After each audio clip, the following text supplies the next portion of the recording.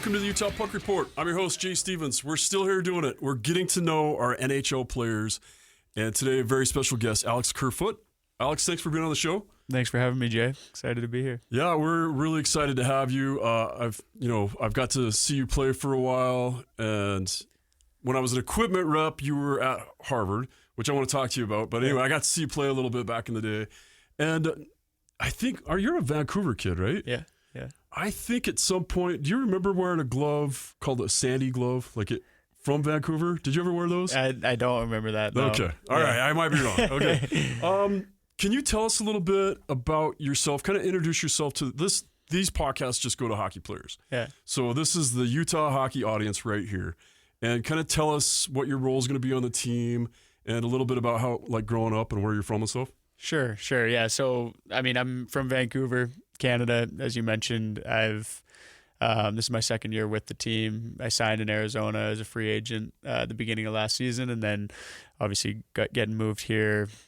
A lot's happened in the last year. I got married a year ago. We recently had a baby, 3-month-old little girl now. So moving the family out here, and we're just super excited to be out here.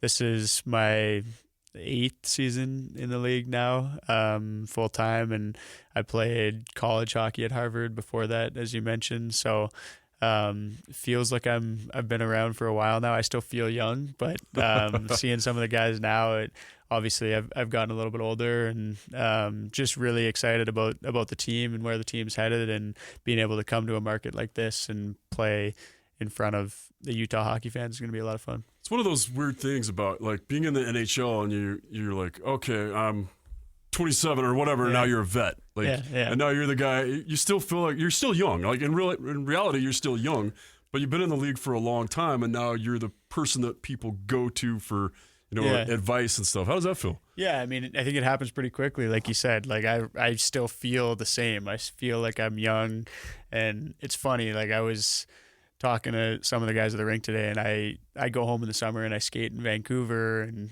I've been going to the same skates for a while, and obviously the groups change every summer and new guys come in and some guys leave, and it feels like my routine has stayed pretty similar, but all of a sudden the guys I'm skating with are 10 years younger than me, and I still in the locker room after skates or before skates, it still feels the same, and I still feel like we're the same age until I find out that they're born in 2005 or 2006, and I'm like, where did time go? How did this happen? But that's pretty crazy. Yeah, but it's fun. It's we're super fortunate and lucky to be playing a game and playing hockey, and I think that I just want to continue to play as long as I can and keep trying to find ways to improve and help out. As you were growing up, this is one of those things I've always wanted to talk to a Harvard guy about, because as you're growing up, you're coming out of juniors and out of Vancouver. Harvard wasn't your only offer, right? You probably had several offers. Yeah. Is it a little scary? Harvard's Harvard, and you want to go there because you're like, hey, if hockey doesn't work out, I have to have a degree from Harvard. Yeah. But it also, doesn't it maybe kind of get well, if I go to Harvard, maybe I won't go to the NHL? Is there any of that ever enters your mind? Yeah, I think you're always talking about those things, and I'm lucky now that we signed Johnny Marino, so you can start asking him all the Harvard questions. But I think that my thought process going into that was it's all situational and it's different for everyone. I was making that decision as a young kid and wasn't really like a marquee prospect or super high draft pick or anything like that. So there was an element where I don't know how far hockey's going to take me at that time, and being able to get an education like that was super important. But at the same time, the NHL was always my dream. I was hoping to make it there.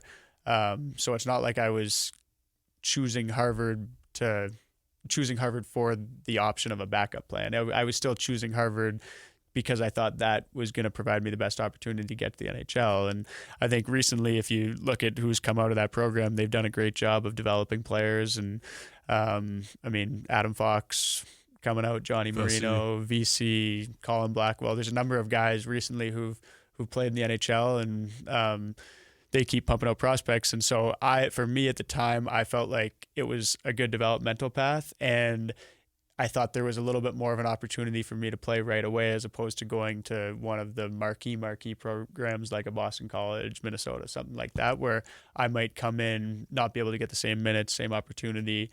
And at Harvard at the time, there was an opening where I could kind of play a lot right away. So you just went in as a freshman and you're starting? Yeah, type thing.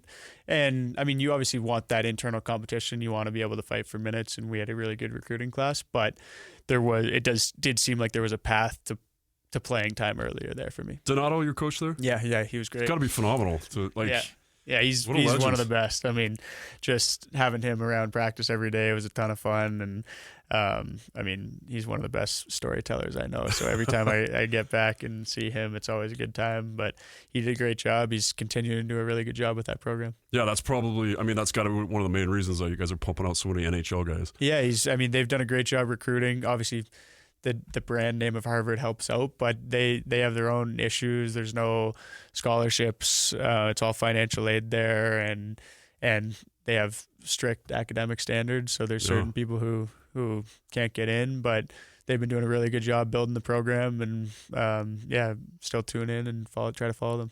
Yeah, that's cool. I mean, and what a school to be an alumnus from. Like it's it's fun. Was it something? Were you growing up thinking about Harvard? When did that actually come into play? And this will be my last question about Harvard.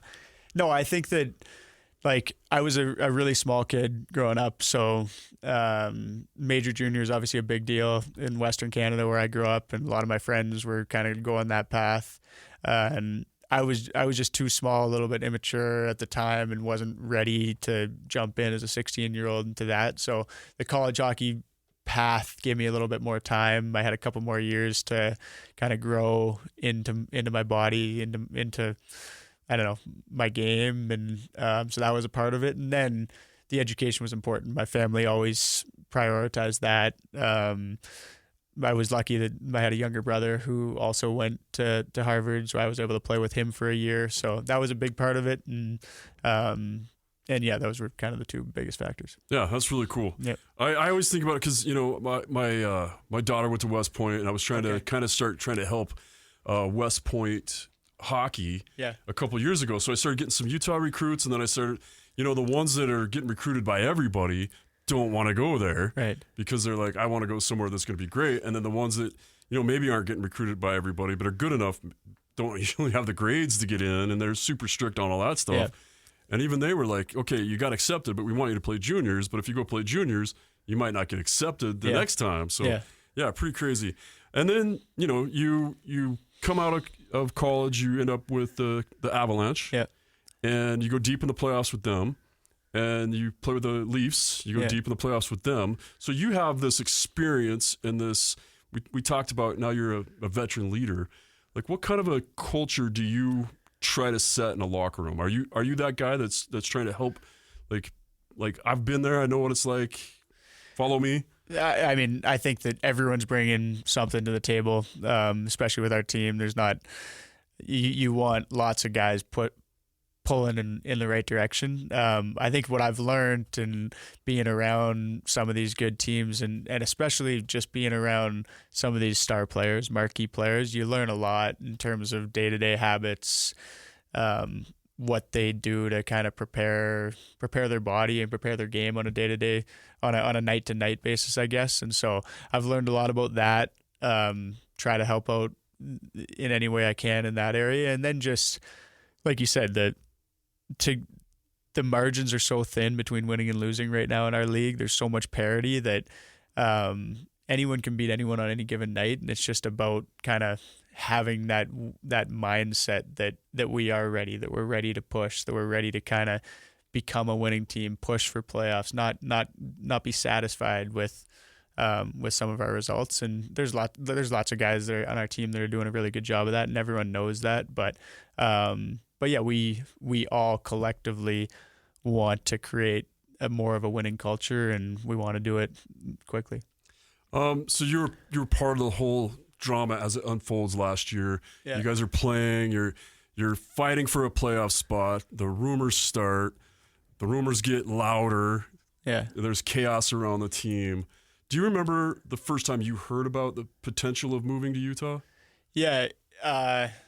I mean, there's always like background rumors, right? Like I think that even before I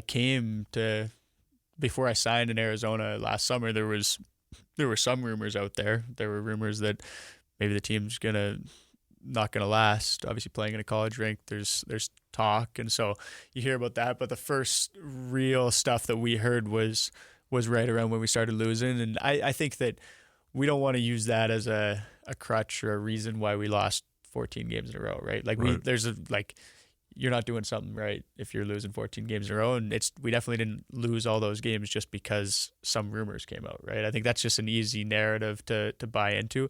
It definitely impacted the team to some extent, but that's a learning experience for us to realize that there's always going to be noise, there's going to be talk out there, whether it's even if we have a super stable organization like we do now, great ownership group, all that stuff, there's going to be something else that comes up at some point down the road. And it was a good learning experience for us to go through that, to be able to realize that, hey, you can't let 1 or 2 games spiral into 3 or 4, and then 4 or 5 games spiral into 14. So we're a young group. We're learning how to handle stuff like that, and I think that can really serve us well down the road, because obviously we didn't handle it well enough last year. It's funny. I've mentioned it a few times in these interviews, but I take a lot of leadership like I listen to Jocko and most of the leadership classes you take, they talk about when you have a core group and they go through just something hard, right? And that's why the SEALs put their guys through such crazy testing, and they come out together and they come out better. Yeah. Do you think all the stuff you guys went through last year made you gel more, and that you're more ready for this year and more hungry? You'd hope so, right? I mean, only time is going to tell. I think that we want to instill that culture, and we want those experiences to help us and shape us in the right way. But it's super easy to just say that, right? You got to go out and do it, and people have bad experiences, and they can learn from them, and they can make them stronger, or they can not, and something can happen again. And so it's super easy to just say, oh yeah, that really molded us, and we're going to be better for it. Now we got to go out and prove it, and it's really a day-to-day thing. It's just building day-to-day, having the right habits, having the right mindset, and coming together as a group and really buying into the same stuff. Yeah, from what I've seen, and I believe in you guys. And I'm not just saying that as a Utah hockey fan, because I'm all in, right? Yeah. But I've met a lot of the players so far, and I've listened to everybody talk, and I've listened to Bear talk, and you're just like, man, this group, like, I'm excited about it, because it just seems like you guys have paid your dues and you're ready to put a lot of the distractions behind. Of course, there's going to be stuff that happens, injuries or whatever, but it seems like you guys are ready to just take off. Had you been to Utah before? I've been once. I've been a couple times, but just for short stints. Hadn't spent any real time here. So got in last Sunday, and we're just staying at a hotel right now downtown until we get settled. But yeah, it seems beautiful. Yeah, it is beautiful, and it's a great place to live. I keep telling everybody that it's going to be amazing once you get here and get settled in. Great place to raise a family. It's funny, Jeffrey, your PR guy, same thing, just gets married. Yeah, and then he's like, oh, by the way, we're moving to Utah. Yeah. So how does your wife handle that? Is she pretty excited about it too, or? She's super excited about being in Utah. I think that she's very much into being outdoors and doing things in nature, and just having space. We have a little dog too who's loving it here so far. So she's really excited about the opportunity, and we've come to learn that this business can be unpredictable at times, and we're super fortunate to be able to live these lives. But at the same time, we've become accustomed to the unpredictability, and we're just super happy to be in Utah right now, and not really trying to think too far ahead, and just enjoying it and trying to do our best to help the team and put a good product out there. And for the most part, you can still golf year-round.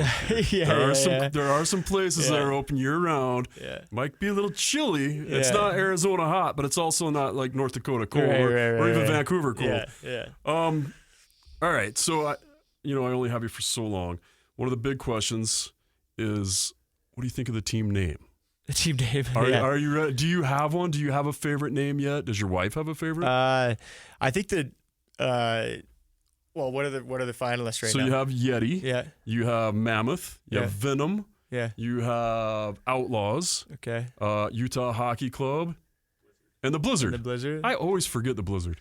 I think my favorite is the Yeti. Yeah. But I think the Yeti's been getting the most play. So I think I've heard it the most. Lots of people are talking about it the most. And so that's kind of stuck with me right now. Yeah, could be really cool. Kind of matches the colors. Yeah. The Mammoth would match the colors. Mammoth would be good too. Yeah. What do you want to say to the fans right now that are listening and trying to figure out what you're all about? Yeah, well, no, I've been just super thankful to be here. I hope that, this is the time of year where we start getting excited, right? Like we have the summer to kind of do our thing. You're training, you're working hard all off season to get to this point where we can come to Salt Lake, see the facilities, see the guys again. We start really getting excited. So we've got a lot of work to do over the next month and a bit to get ready for the season, but we just can't wait to see you out there and put on a good show at the Delta Center and really make a push to take a good step this year. Awesome. Yep. Alex Kerfoot, thank you so much for being on the show. We're excited to see what, I thought you guys had a pretty good season last year. I did watch you a lot when you were with the Avalanche. Madison is my boss, our producer, is a huge Avalanche fan. So she's been waiting to meet you for a long time. She's known about you, and we're just all excited. We're so excited to see what happens next, and I cannot wait for game one. I was talking to Jeffrey about it the other day. How many times are you going to say season one? No, game one? That's special. Like to be a part of something like that, where I don't know whether it was a Seattle team or a Vegas team expansion type thing. There's just a different buzz that you feel around this right now, and so. This is something that we're going to look back on when we're done playing or in 10, 15 years and think that this is the first season for the Utah Hockey Club. And that's really cool to be a part of. And like you said, the team's going to be good. Like we're going to make a push this year. We're going to be better than we were last year. And it's just about how big of a step can we make? You thought about maybe you could be the guy that scores the first goal ever for the team? You know what? That would be great. I would love that. But I would be happy with whoever scores. Yeah. It's just going to be unreal. But that'll be the next trivia question, right? Who scored the first goal ever for this team? Right. Yeah. We'll find out. Pretty October crazy. 8th. Pretty crazy. Well, Alex, thanks so much for being on the show. We'll see you guys on October 8th at the Delta Center. Awesome. Thanks a lot, Jay. All right. And that is the Utah Puck Report. I want to give a special thanks to Chipman Roofing. These are hockey people supporting the hockey community. It's Chipman Roofing. For all your roofing needs, just check out chipmanroofing.com. And if you like what you hear on the podcast, please leave a review, leave a rating. Wherever you listen to your podcast, make sure you give us a rating. Like to check out kslsports.com as well. There's going to be more hockey on there. As more hockey comes up, it's going to be always right there, kslsports.com. Big thanks to Madison Miller for putting up with us and making this thing work.